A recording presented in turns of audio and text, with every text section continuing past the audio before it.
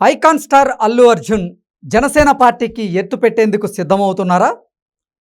అల్లు అర్జున్ రాజకీయ రంగ ప్రవేశానికి ముహూర్తం ఖరారు చేసుకున్నారా?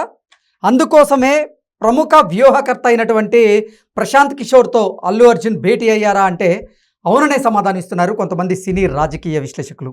ఈ నేపథ్యంలోనే ఇదే అంశం మీద మనం విశ్లేషణ చేసుకునేటువంటి ప్రయత్నం చేద్దాం. ప్రస్తుతం మనతో పాటున్నారు ప్రముఖ రాజకీయ విశ్లేషకులు, ప్రముఖ సీనియర్ జర్నలిస్ట్ సిఎస్ రావు గారు. సార్తో మాట్లాడదాం. సార్ నమస్తే. సార్ నమస్తే. అల్లు అర్జున్ రాజకీయ రంగ ప్రవేశానికి ముహూర్తాన్ని ఖరారు చేసుకున్నట్లుగా ఇప్పుడు ఆయన జనసేన పార్టీకి ఎత్తు పెట్టబోతున్నట్లుగా, దానికోసమే ఆయన ప్రముఖ ఎన్నికల వ్యూహకర్త అయినటువంటి ప్రశాంత్ కిషోర్తో భేటీ అయినట్లుగా ఒక వార్త సోషల్ మీడియాలో చక్కర్లు కొడుతుంది. అసలు అల్లు అర్జున్ ప్రశాంత్ కిషోర్తో ఎందుకు భేటీ అయ్యారు, కారణం ఏంటి అంటే ఏం చెప్తారు? ఇప్పుడు సినిమా వాళ్ళకి ఒక లెవెల్కి వెళ్ళిపోయిన తర్వాత, ఒక సాచురేటెడ్ స్టేజ్కి వెళ్ళిపోయిన తర్వాత నెక్స్ట్ కనిపించేది ఏంటంటే రాజకీయ రంగం.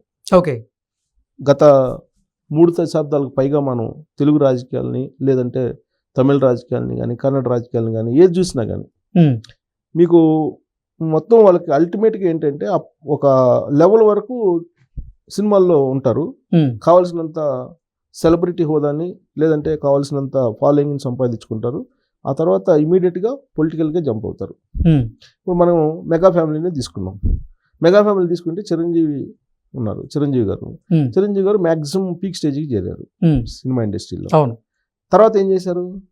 పొలిటికల్ పార్టీ పెట్టారు. పొలిటికల్ పార్టీ పెట్టి ప్రజారాజ్యం పార్టీ దాన్ని నడిపారు.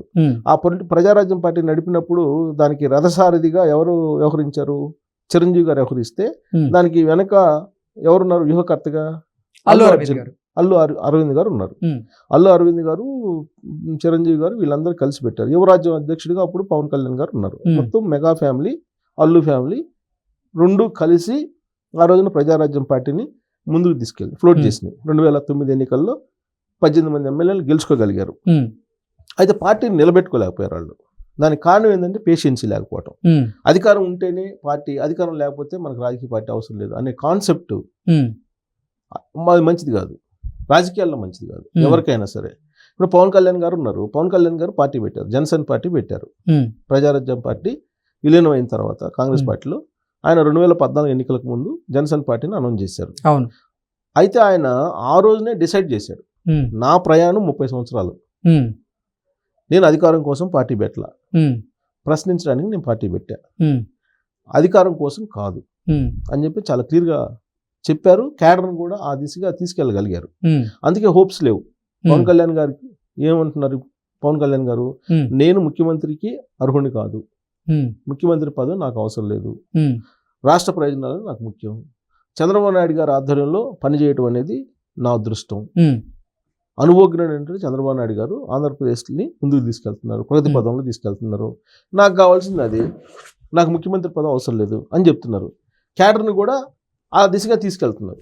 ఇప్పుడు మొన్న ఎన్నికల్లో ఏం జరిగింది? 2024 ఎన్నికల్లో పవన్ కళ్యాణ్ గారు ఏం చెప్పారు? సొంతగా వెళదాము, పొత్తు అవసరం లేదని అంటే, నేను మరోసారి త్యాగానికి సిద్ధపడలేదు, నేను విడిగా పోతే కనుక ఏమవుతుందో నాకు తెలుసు, జగన్మోహన్ రెడ్డి గారికి ఇంకో ఛాన్స్ ఇవ్వదలుచుకోవట్లేదు నేను అని చెప్పి తెలుగుదేశం పార్టీతో పొత్తు పెట్టుకుని కూటమిగా ఏర్పడి బీజేపీ తోటి వెళ్ళారు, సక్సెస్ అయ్యారు. 100% స్ట్రైక్ రేటు ప్రస్తుతం ఉంది. విడిపోతే ఏం జరుగుతుందో కూడా పవన్ కళ్యాణ్ గారికి తెలుసు. అందుకే పేషెన్సీగా ఉన్నారు. అంటే రాజకీయాల్లో ఆ పేషెన్సీ అవసరం. చిరంజీవి గారు ప్రజారాజ్యం పార్టీ అధికారంలోకి రాలేదు, ప్రతిపక్షంలో ఉన్నటువంటి పార్టీని నడపలేక క్లోజ్ చేశారు. కానీ పవన్ కళ్యాణ్ గారు నీకు 2014 నుంచి పార్టీని నడుపుతూ వచ్చారు కదా, మంచో చెడో నడుపుతూ వచ్చారు కదా, ఆ పేషెన్సీ ఉండాలి. ఇప్పుడున్నటువంటి పరిస్థితులు ఏంటి? అల్లు అర్జున్కి అల్లు వర్సెస్ మెగా అనేది నడుస్తుంది చాలా కాలంగా. అవును, ఇప్పుడు సినిమాల్లో అది నడిచింది ఇప్పుడు దాకా. దాని ప్రభావం పుష్ప 2 మీద పడింది అని చెప్పి టాలీవుడ్లో టాక్.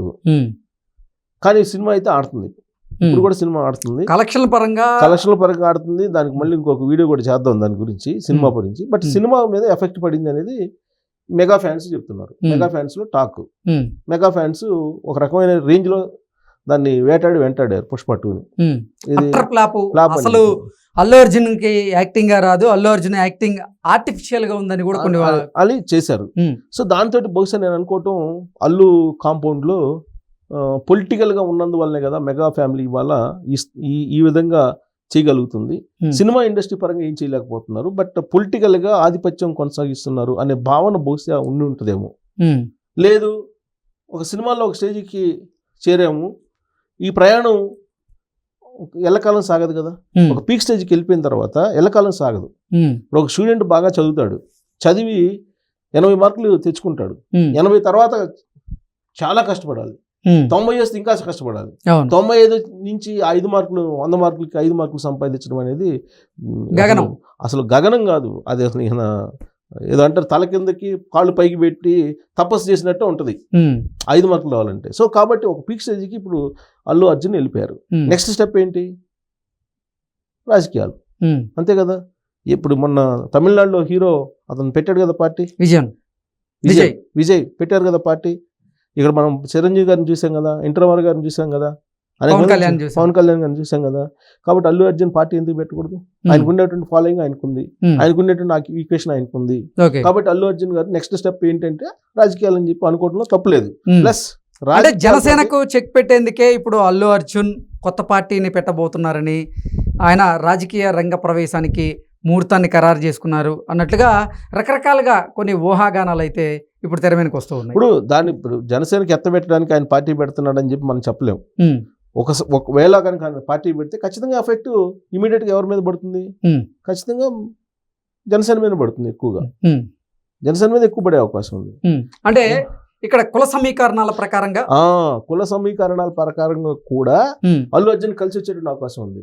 ఎలా అంటారా, అల్లు అర్జున్ చేసుకుంది రెడ్డి సామాజిక వర్గానికి సంబంధించినటువంటి అమ్మాయిని, ప్లస్ రాజకీయ నేపథ్యం ఉన్నటువంటి కుటుంబం అది. ఇది అల్లు అర్జున్ గారి మామ, రాజకీయ కుటుంబం నుంచి వచ్చినటువంటి ఆయన.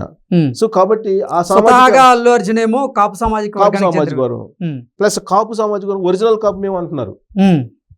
ఇప్పుడు గతంలో కూడా కాపు ఎవరు కాపు కాంతి ఎవరు అనే దాని మీద డిబేట్ నడిచింది. ఒరిజినల్ కాపు మేమే అని చెప్పేసి అల్లు కాంపౌండ్ ఓన్ చేసుకుంటుంది అనేక సందర్భాల్లో. అంటే పైకి చెప్పకపోయినప్పటికీ వాళ్ళకి సంబంధించినటువంటి అనుచరులు వీళ్ళు చెప్తున్నటువంటి వర్షన్ అది.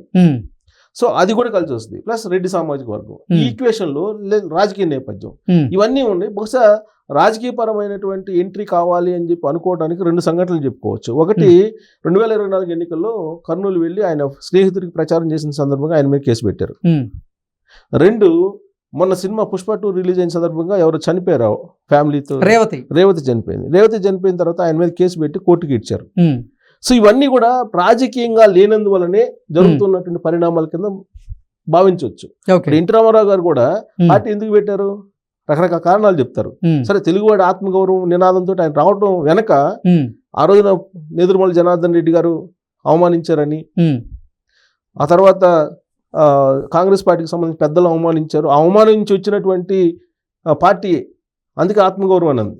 అలాగే అల్లు అర్జున్ గారికి కూడా కొన్ని ఈ సినిమా ఇండస్ట్రీలో ఎదురైనటువంటి అంశాలు ఏవైతే ఉన్నాయో, అంటే ఇప్పుడు కూడా అల్లు అర్జున్ ఆత్మగౌరవం కోసమే ఒక రాజకీయ పార్టీని ప్రారంభించబోతున్నట్టుగా, అలాగే తన రాజకీయ ప్రస్థానాన్ని కూడా మొదలు పెట్టేందుకు ఆయన ముహూర్తాన్ని ఖరారు చేసుకున్నట్లుగా మనం భావించాం. అంతేకాదు, ప్రశాంత్ కిషోర్ కలిసి సలహా తీసుకున్నారని కూడా తెలుస్తుంది. ఎవరు? బన్నీ వాసుదేవా, ఎవరు ఆయన పేరు? బన్నీవాసు, అంటే బన్నీవాసు ప్రొడ్యూసర్.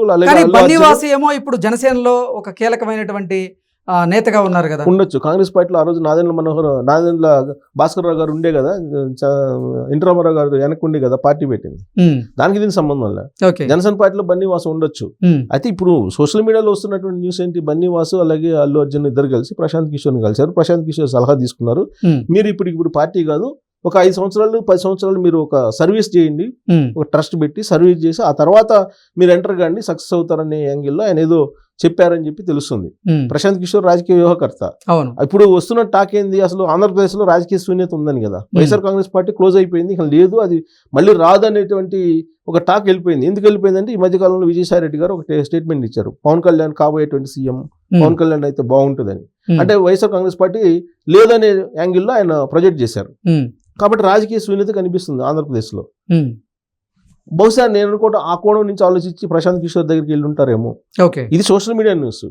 ఇప్పుడు అల్లు అర్జున్ అక్కడికి వెళ్ళి రాజకీయంగా ఒకవేళ రాజకీయ వ్యూహకర్తగా సలహాలు సూచనలు తీసుకుంటే కనుక ఈ నెక్స్ట్ ఎలక్షన్కి రెడీ అయిపోతారు. ఓకే. ఎందుకంటే అల్లు అర్జున్ బ్యాక్గ్రౌండ్ అల్లు అరవింద్ ఉన్నారు. అల్లు అరవింద్ ఏదైనా కానీ సాధ్యం చేస్తాడు అల్లు అరవింద్. అందులో రాజకీయపరమైనటువంటి వ్యూహకర్త కూడా ఆయన. ఓకే. సో కాబట్టి అసాధ్యాన్ని సుసాధ్యం చేయడంలో అల్లు అరవింద్ గారు నెంబర్ 1.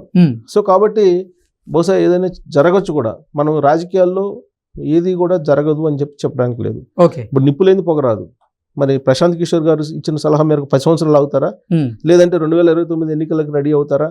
ఈ ఈక్వేషన్ మళ్ళా బీజేపీ తోటి ఉన్నారు కదా, బీజేపీ వాళ్ళు ఈ న్యూస్ తెలిసిన తర్వాత అల్లు అర్జున్ కూడా జమిలీ ఎన్నికలకి ఇప్పుడు కేంద్ర ప్రభుత్వం ఆమోదం తెలిపినటువంటి నేపథ్యంలో 2027లో కనుక నిజంగా ఎన్నికలు రాబోతూ ఉంటే దానికోసం ఏదన్నా ప్రిపేర్ అవ్వబోతున్నారా? వన్స్ రాజకీయ పార్టీ పెడితే బీజేపీ వాళ్ళు అప్రోచ్ అవుతారుగా, వాళ్ళు కూడా బేరీ చేసుకుంటారు కదా. ఎగ్జాక్ట్లీ. మెగా ఫ్యామిలీ బెటరా లేకపోతే అల్లు ఫ్యామిలీ బెటరా, అది దీన్ని కూడా బేరీ ఎవరికి ఎక్కువ ఫాలోయింగ్ ఉంది, ఇది కూడా బేరీ చేసుకుంటారు. లేదా వీళ్ళిద్దరిని కలిపి బీజేపీ కాంపౌండ్ లో నిలబెడతారా? ఇవన్నీ చాలా ఉంటాయి వన్స్ పార్టీ పెట్టడం అంటూ జరిగితే. ఒకవేళ కనుక అల్లు అర్జున్ కనుక పార్టీ పెడితే నిజంగా అది జనసేనకి రానున్న రోజుల్లో తలనొప్పిగా మారేటువంటి అవకాశం ఉందంటారు? డెఫినెట్గా ఉంటుంది కదా. అన్ని పార్టీలకు ఉంటుంది, బట్ ఎక్కువ ప్రభావం జనసేనకి ఉంటుంది కదా. ఓకే. ఇప్పుడు మెగా కాంపౌండ్ కు సంబంధించిన పార్టీ జనసేన అవుతుంది, అల్లు కాంపౌండ్ కు సంబంధించిన పార్టీ అల్లు అర్జున్ పెట్టే పార్టీ అవుతుంది. అంటే 2 తెలుగు రాష్ట్రాల్లో కూడా కుల సమీకరణల ప్రకారంగానే రాజకీయాలు సాగుతుంటాయి అంటూ చాలా మంది భావిస్తున్న నేపథ్యంలో కుల సమీకరణాలు అనేది ఒక స్టేజ్ వరకే జరుగుతాయి. అవి చెప్పుకోవడానికి తప్పితే పూర్తిగా కుల సమీకరణాలతో రాజకీయాలు ఎన్నికలు జరుగుతాయని మనం చెప్పలేం. 2024 కుల సమీకరణాల ప్రకారం జరిగినాయా? కుల సమీకరణాల ప్రకారం జరిగితే 11 మంది ఎమ్మెల్యేలు పరిమితం ఎట్లా అవుతాడు జగన్మోహన్ రెడ్డి గారు? అట కాదు, అదొక ఫ్యాక్టర్ అంతే. సో ఒక వేవ్ వచ్చినప్పుడు ఏ ఫ్యాక్టర్ పనిచేయదు. ఓకే. దానికి రకరకాల కారణాలు ఉంటాయి ఎన్నికల ఫలితాలకి. బట్ అల్లు అర్జున్ గారు పార్టీ పెట్టడం అంటూ జరిగితే మాత్రం దీని వెనక బీజేపీ కూడా ఉండి ఉండొచ్చు కూడా. ఓకే. ఆ యాంగిల్ కూడా ఆలోచించాలి. ఎందుకంటే చిన్న పార్టీలను చిదిమేయాలి, అది వాళ్ళ సిద్ధాంతం. చిన్న పార్టీలు చిదిమేయాలంటే అనేక పార్టీలు ఉండాలి, బహుముఖ పార్టీలు ఉండాలి. బహుముఖ పార్టీల మధ్యలో ఇది గేమ్ ఆడాలి. మహారాష్ట్రలో చూసాం కదా మనం, శివసేన 2 చేసింది, ఎన్సీపీని 2 చేసింది. సో కాబట్టి అలాంటి గేమ్ బహుశా ఆడొచ్చు.